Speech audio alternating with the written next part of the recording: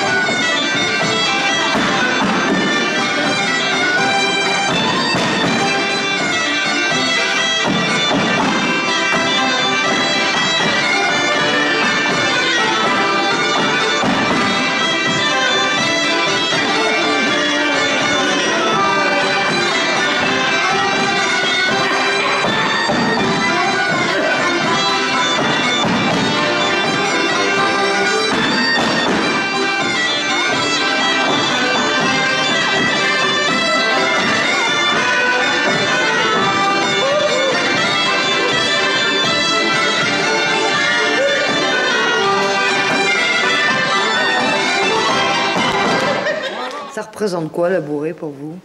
Ah, moi, c'est toute ma vie. Ah, la bourrée, j'adore. J'adore. Moi, j'avais mes 2 oncles qui étaient musiciens, donc mais je ne veux pas jouer de la musique, moi, mais c'était la danse. Eux, ils dansent.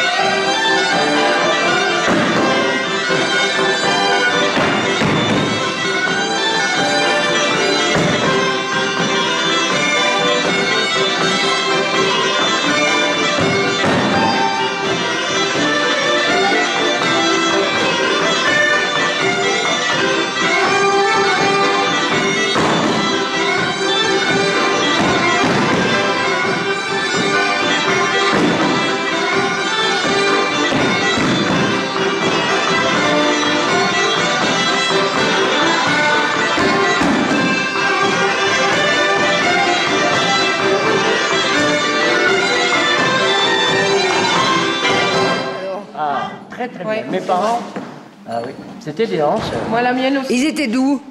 La Capelle-Barès. La Capelle-Barès? Ici, à 10 km d'ici. Et c'était des danseurs. Ils aimaient ça. La preuve, je vous dis, il l'appelait la sauterelle. Elle ne tenait pas en place. Je devais la rassembler. Les chiens font pas les chats. Voilà.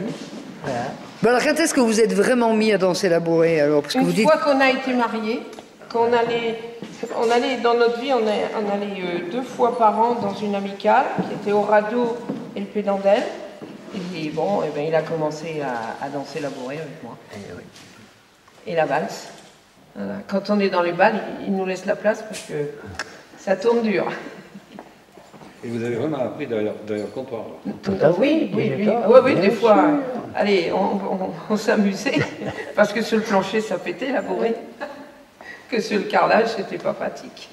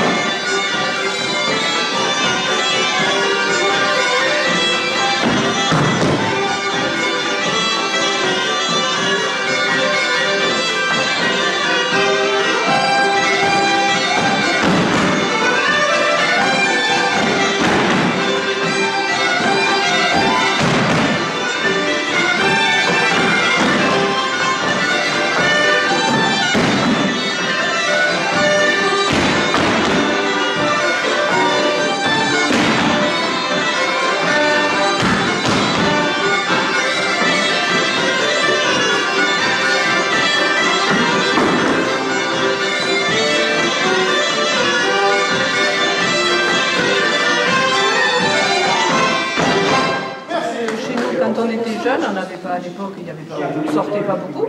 Et j'avais une tante qui m'avait offert un électrophone et on mettait la musique et le dimanche après-midi, on dansait comme ça avec les amis, les voisins et on a appris comme ça. À Malbo, dans le Cantal. Voilà. Et monsieur, il a appris où? Et moi, je savais un peu danser avant de partir à Paris, mais dès que j'ai été à Paris, je me suis investi dans le folklore. J'avais même monté un groupe folklorique en banlieue, tout ça. Je m'en suis occupé pendant 15 ans. Et puis voilà, puis je continue toujours. Et puis ici, alors ici, j'arrête pas. Ici, c'est mon passe-temps, voilà. J'ai même abandonné le rugby, tout ça, pour aller au folklore. Ouais, vous faisiez du rugby aussi à côté? Je l'ai fait, puis je m'en suis occupé pendant 25 ans. Et puis arrivé ici, j'ai tout arrêté, puis directement dans la danse. J'ai de la chance ou pas de chance. Chance ou pas de chance, j'ai une femme qui danse, alors.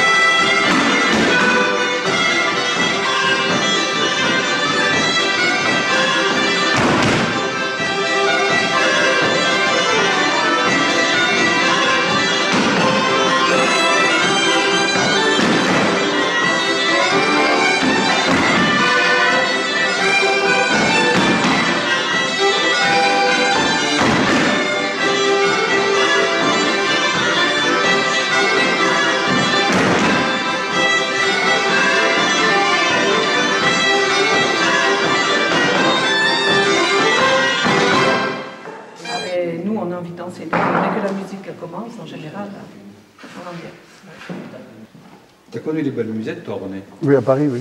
Et tu les faisais? À tous. Tous. Je connaissais même les balles bretons et tout à Paris. La marine et tout. Il y avait des balles que tu préférais à d'autres dans... Ah ben oui, les balles de la rue de Lappe déjà. Et... Après on avait les salons d'Elbor, les salons Vianney, on avait la Porte Jaune, on avait le Chalet-Diac. Mais dans les balles de la rue de Lappe, ton préféré c'était lequel? Ben, il y avait le bal auvergnat, c'était le bar au vert. Le bal des familles, qui était tenu par un beau-frère. Ça s'appelait comment? Le bal des familles. Et le beau-frère? Baudergue, Jean Baudergue. Qui a racheté à M. Vidalin. C'est lui qui a racheté le bal à M. Vidalin. Alors, Apollo, oui. Dans les années, je ne me rappelle plus, mais moi je suis arrivé à 61, il y avait déjà. Hein. Il y en avait combien en 61 des balles rue de Lappe? Il y en avait 7. C'était lesquels? Alors il y avait la boule rouge, il y avait le bal à Jo, le bouscat, le bar au vert, le bal des familles et le musette. Et chez Dosé. Et tous les 7 travaillaient. Tous les 7 travaillaient. Et les musiciens dont vous vous rappelez de cette époque? Ah ben, il y avait Jo Privat qui venait au bal à Jo. Il y avait Dédé Chabrier qui s'appelait le musicien du bal des familles. Le pauvre, on y avait fait un trou dans le mur. On lui donnait une chaise, il montait sur la chaise dans le trou, il descendait 2 fois dans la nuit, de 9h du soir à 5h du matin pour aller faire pipi et changer la chemise.